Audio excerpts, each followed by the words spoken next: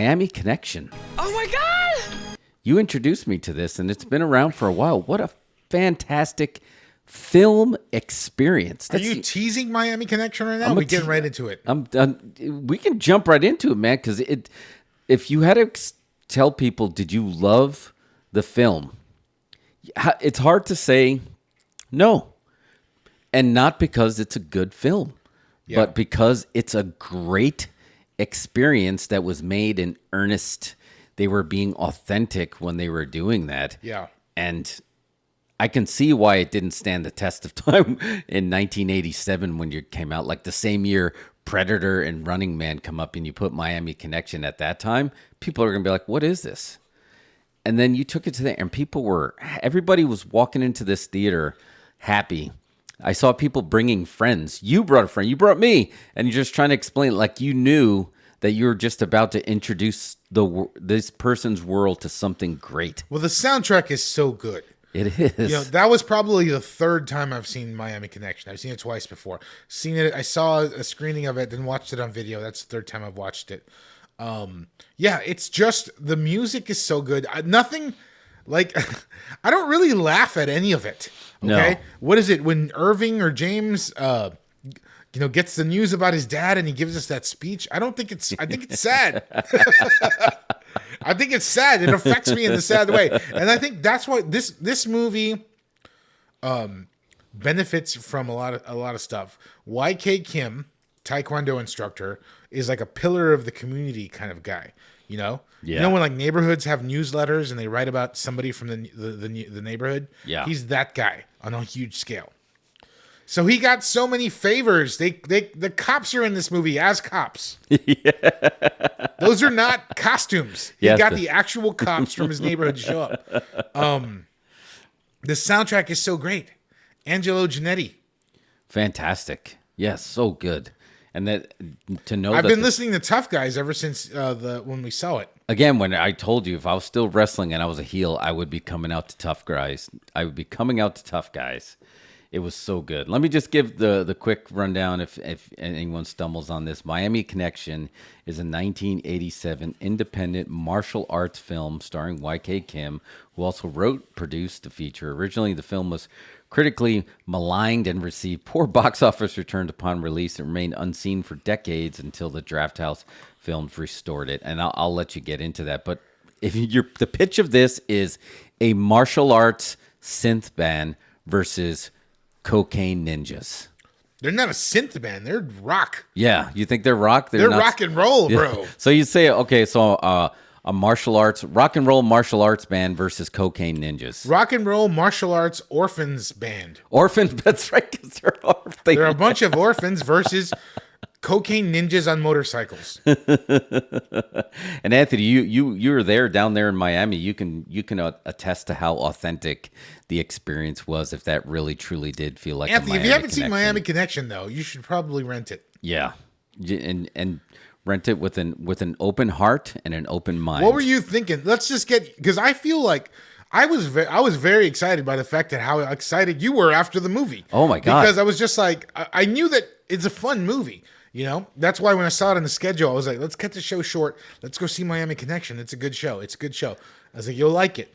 But I didn't realize you'd like it this much. I freaking watched a video about it every day. I've already watched 4 documentaries about it. I've listened to the soundtrack every day. And I've 100% listened to the soundtrack in full blast before my kickboxing session. Before any of the students came in, I was 100% hitting the bags listening to that music.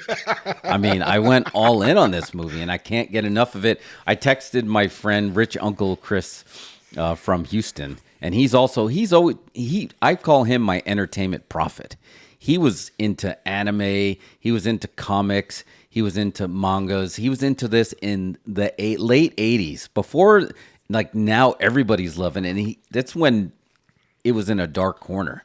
And then I was like, maybe he knows. And I just texted him really quick. I was like, Chris, did you ever see the movie Miami Connection? And he replied back with the quote, "The only way to stop the violence is for world peace." And I was like, what? I was like, how did you do this? And then he's like, yeah, I have the vinyl. He has the vinyl of Miami Connection. I was like, oh, I felt like Only through the elimination of violence will we ever achieve world peace. exactly. That's what he texted me back, and I was like, holy cow! I was like, it's like everybody knew about this. Yeah, it is it's an experience. I would say this.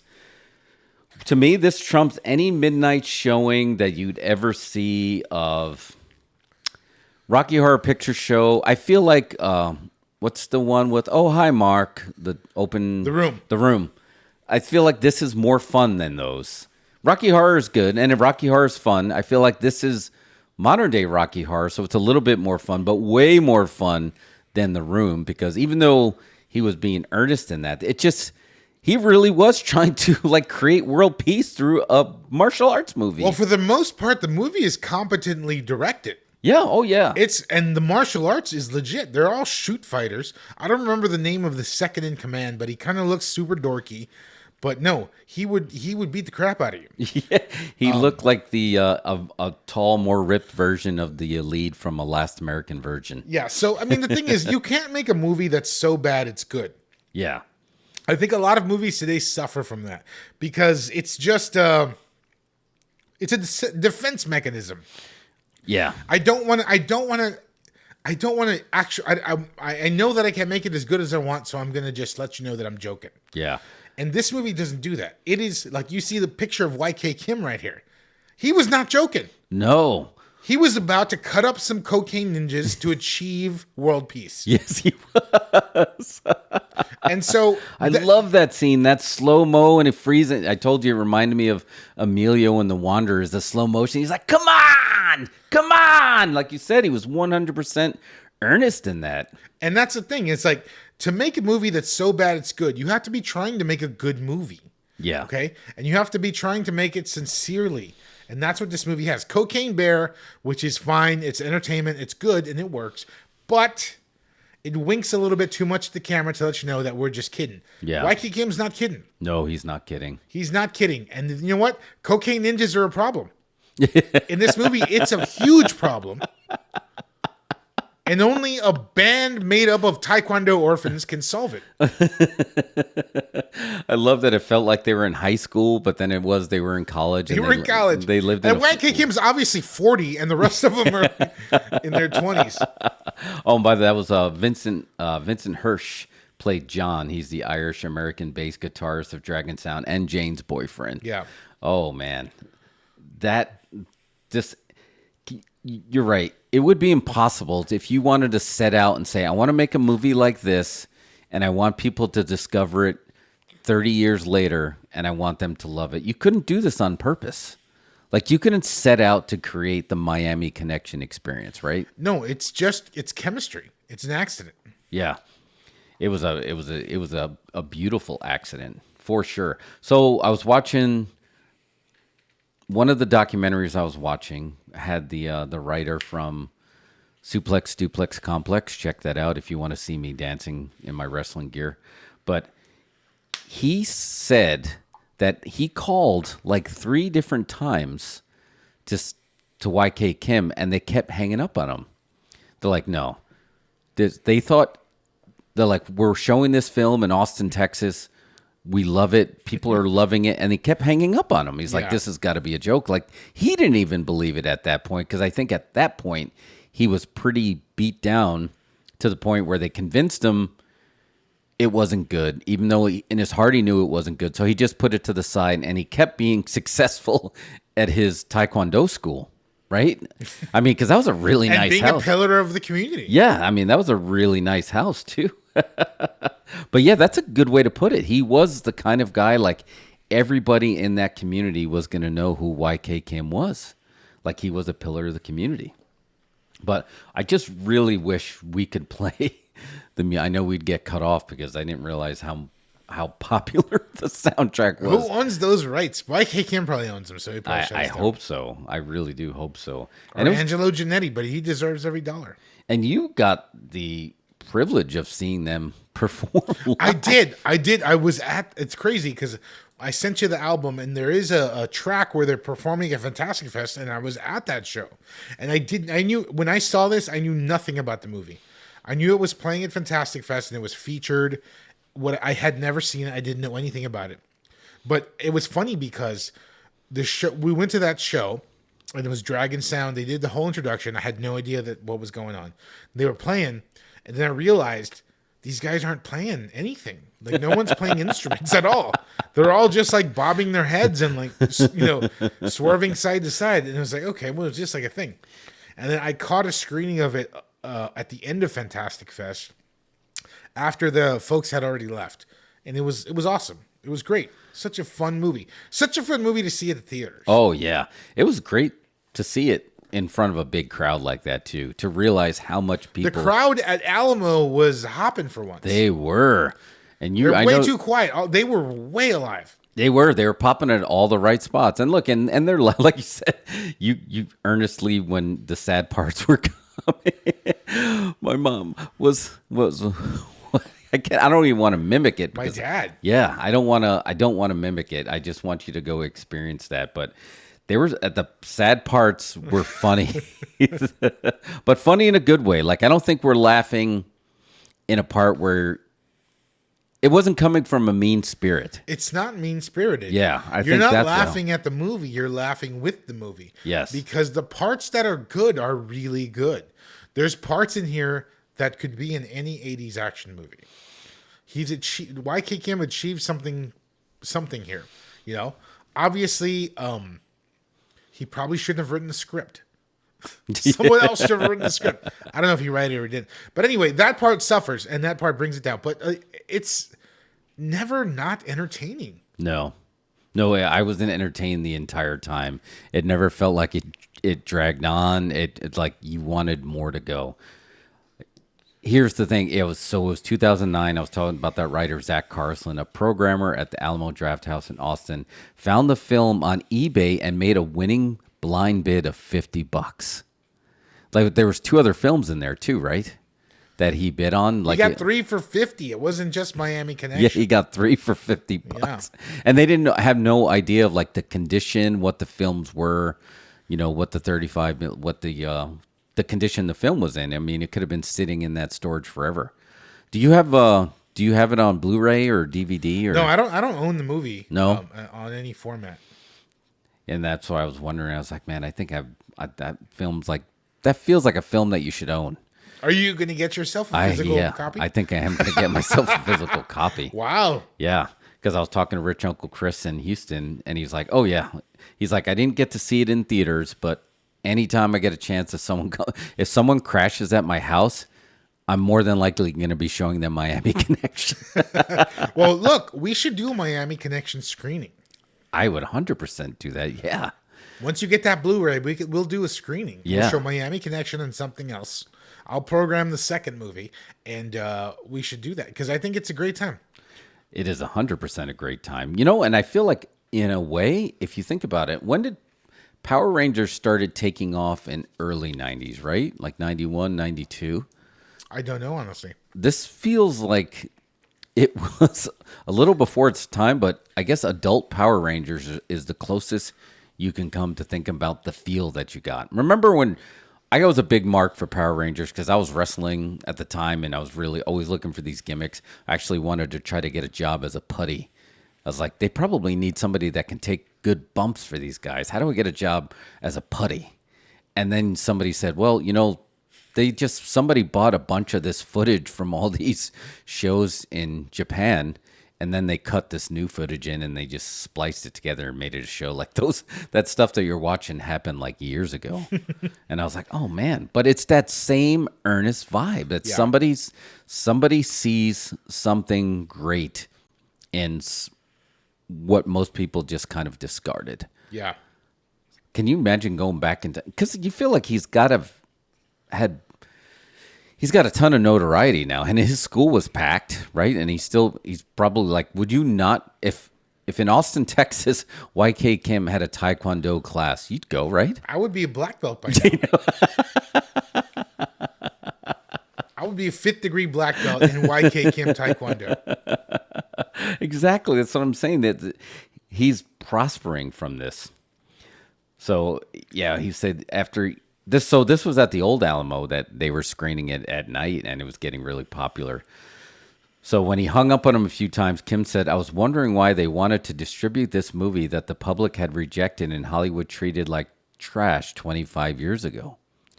This has to be one of our time travel adventures. Once we start time traveling, like we talked about, in our Night of the Creeps episode, can you imagine going to see this in its original form?" But people were probably walking out at that point. No, it would not be anywhere near the experience. But I think if we do that time travel episode, I think you should be in the movie. Just go get a spot in there. That would be even better. I feel like you should be in that part where they keep calling each other son of a bitch. Have you not watched it again? Like, you've only watched the docs. I just watched all the documentaries. I haven't watched in full again. Like, I don't know where to get it yet. I know I am going to be buying a physical There's copy. significant parts of that movie that have to be ad-libbed. But that one where they're just like, you son of a bitch. No, you son of a bitch. It's just back and forth. There are so many great scenes. Like, so the older brother, Jeff, right?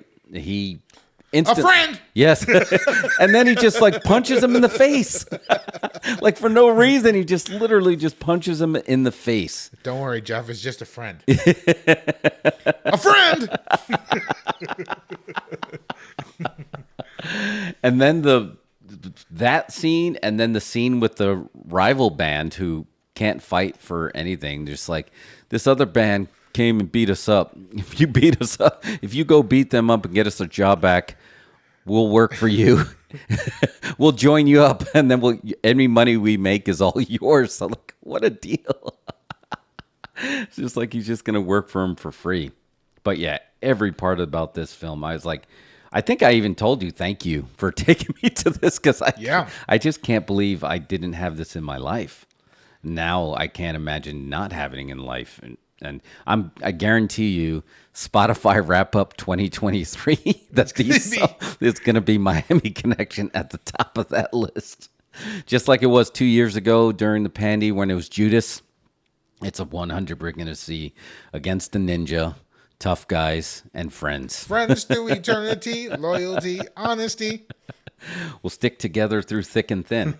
How many films show songs in their entirety like that? Didn't they just play the entire song? Most of the songs are in there, yeah. Right? They just played it in there a few times. So it was so good. So yeah, if you get a chance, run, don't walk, to experience Miami Connection. And do your best, if you can, to watch it with a crowd. If you can see it in the theaters with a bunch of open-minded people, do it. If you can't see it in theaters, make sure you have that set of friends that are also very open-minded to an experience, and go check it, and then watch that at home. Because of course there's a list of people that you'd go to the movies with, like, no, I would not take this person. So you do have to have the right people, right? Like, because we talk about this. You cut a promo on Alamo telling them to lighten up because you need the crowd to be lively, right? I need the crowd to go ahead and react to the movie. Yes. I think that Alamo's warnings have gotten too serious at the front of the movie. Okay, like they had that promo a few years ago where it's like somebody called into Alamo and they literally put him on blast in front of the movie.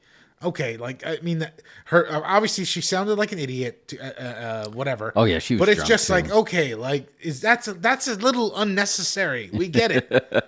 I think you've got to let folks react. People react at church. They say movie theater's my church. At my church, people react. They sing, they dance, they do all that stuff. People should be able to do that. Have you ever seen the Blues Brothers? Oh yeah. You got to let folks react to the movie. Yeah. Anyway.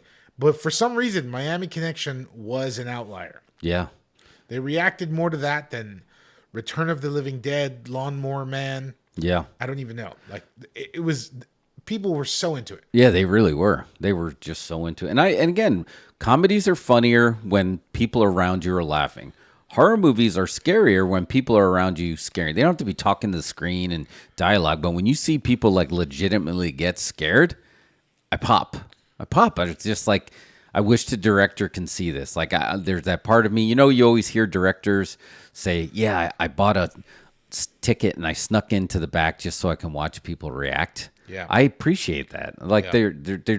trying to, and you've made films. It's not easy to do take after take after take, and you can kind of get lost. Like, I don't know, is that joke funny still? Because you realize you've heard it 50 times. That doesn't mean the first time one person's going to hear it that they're not going to laugh. Yeah.